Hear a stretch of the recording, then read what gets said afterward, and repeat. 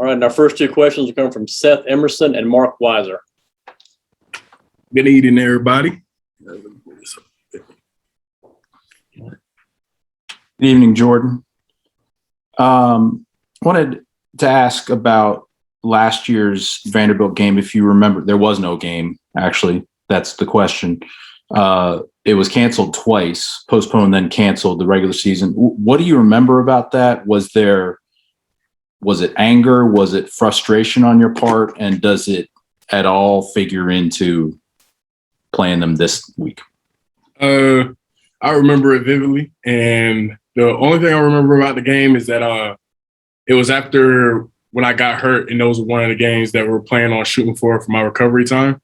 And not being able to play for Vandy, I had to wait another week. It was a little not, it's like a little bit of a but at that point, you just got to move on. And, obviously for everybody, Corona is something not to play with. And, I understand completely, if they were short-staffed or had a little bit of players, but, it's just one of those things that you just got to press on. But nowadays, moving forward, it's just the next game we got to play, and it just happens that Vandy's in our way. So we just have to take care of business that way. Jordan, obviously you've been a part of some good Georgia defenses. I'm curious about what you think of this one in terms of how it might be different and the personality that you think you guys have. Well, over the off season, we had a lot of time to spend with each other, and we gelled together, especially in our school session. So that's one of the big positives over this year. And comparatively, people come and go, but, the standard's still the same. We want to make sure that we play our lights out defense every week. And, we have to get better. But it's just one of those things that is more enjoyable this time around because, truly know your brother and know who you're playing with. That's one of the biggest things for this year. Let's go to Chip Towers and then Anthony Dasher. Yeah, Jordan, officially I got you with two tackles outside, two sideline tackles, two outside the tackle box tackles. It may be more than that. Are you keeping up with that? It seems like your lateral pursuit has improved leaps and bounds this season. I haven't been keeping up with it. I just try to make the plays that come to me. And, I just seen it.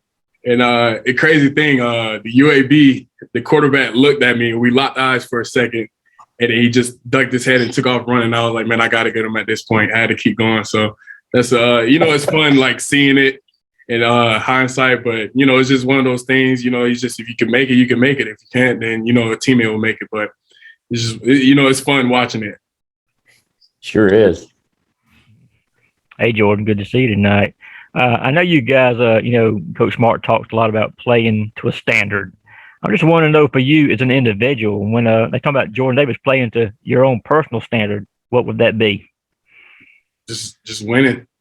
I just want to do everything I can to win. That's pretty much my whole goal here. I love to win. I'd rather improve off a win than improve off a loss. So, I just want to do whatever it takes to win. And at this point, it's me just running to the ball and me playing blocks for the linebackers. Every game's not going to be my game, but I just want to do everything that I can. Let's go to Jake Rowe and then Mike Griffith.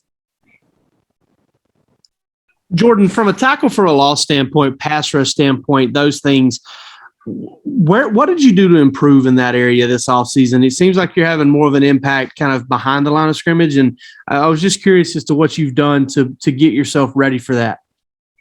Honestly, it's just the preparation that we did over the offseason. We really emphasized getting off the ball and getting to the backfield and just being disruptive. I feel like if you're in the backfield, you're already disruptive and half the battle is won.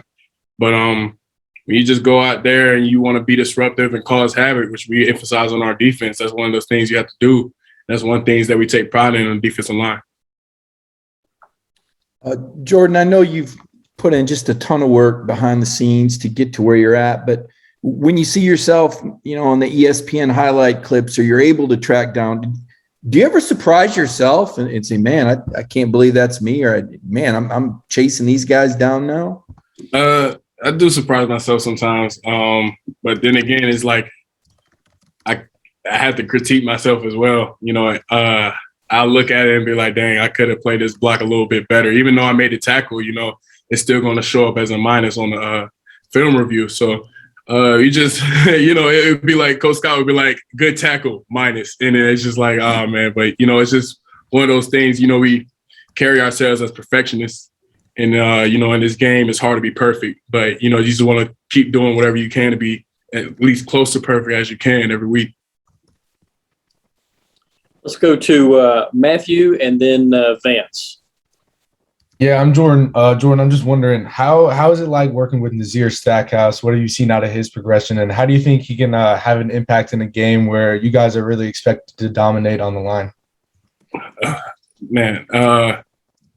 Nas gives me kind of the vibes that me and Mike B had when I was first introduced in this program. And it's just good because I remember Mike B was telling me, you got to give back. It just because somebody did it for him, I would do it for Nas, and hopefully Nas will carry on and do it for somebody else that comes in. But it's just one of those things, you see his progression, and you see just even outside of Nas, every D lineman, see how far they came. It's still room for improvement. Even still room for improvement for the 1s, 2s, 3s, and 4s. But, it's just like when you see it, you with him every day, you spend that time with him, it's amazing because, his potential is like limitless.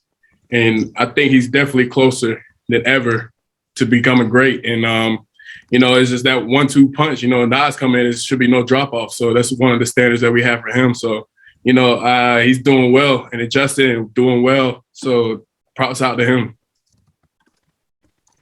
Hey, Jordan, we got Channing the week after the Clemson game. He talked about how focused you were, but, it seems like you also like to keep everyone loose. How do you sort of juggle when it's time to be loose with your teammates and when it's time to, get serious and show that type of leadership?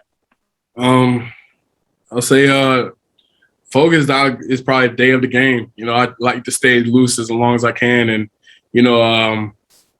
but every game is like a business trip. You have a task at hand, you want to execute it. So you focus on, your mind is on business or, mob, what Coach Scott say. So it's just one of those things you have to, it's time and a place, game day, it's that time. So, I have to get locked in, but, I also want to be loose. I can't, you'll go crazy in this game if you're not loose. It's just so much going in, so much work for you to put in. You got to be able to stay focused and stay light at the same time. So it's definitely a balancing act, but it's a fun one at that.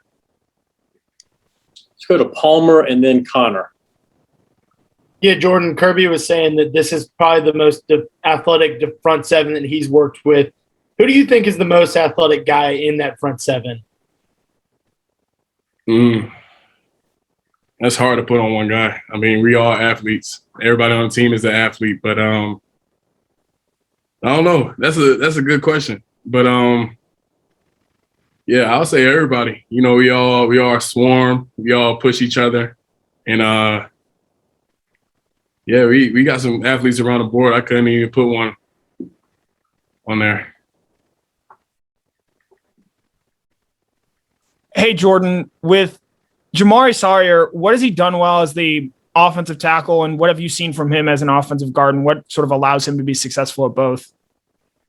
Look, Jamari can play every position on the offensive line, so that's one thing he got going for him. He's experienced in all of them. He's been here with Drew, with Solly, with everybody who left, Trey Hill, Lamont Galliard. So he knows, pretty much inside and out on that offensive line. And, he's able – he's like a Swiss Army knife. And, you just throw him in anywhere.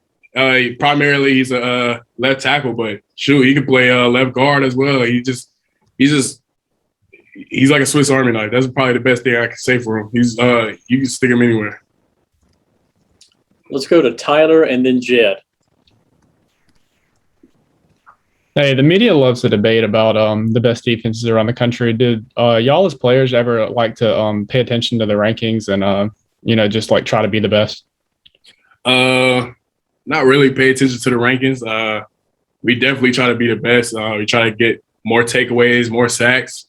And I think if you focus on the individual things, then the rankings will take care of itself. We want to do whatever you can in the game, cause havoc. So, whatever happens at the end, whatever we rank, that's what it is. But, we just want to do whatever we can to win.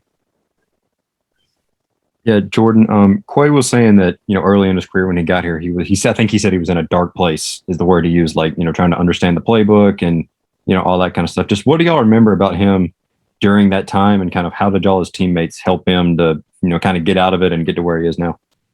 Quay been putting in that work. Quay been looking at the book, listening to meetings, and just like understanding like the ins and outs of everything. And even for as a D lineman, it's confusing to me because Quay got to know what the D line is doing, what the DB is doing, and what he's doing. So it's just a lot to juggle. But the fact that he's able to pick up that and carry on and lead his defense, it just shows you the amount of work he been putting in. So I'm proud of Quay.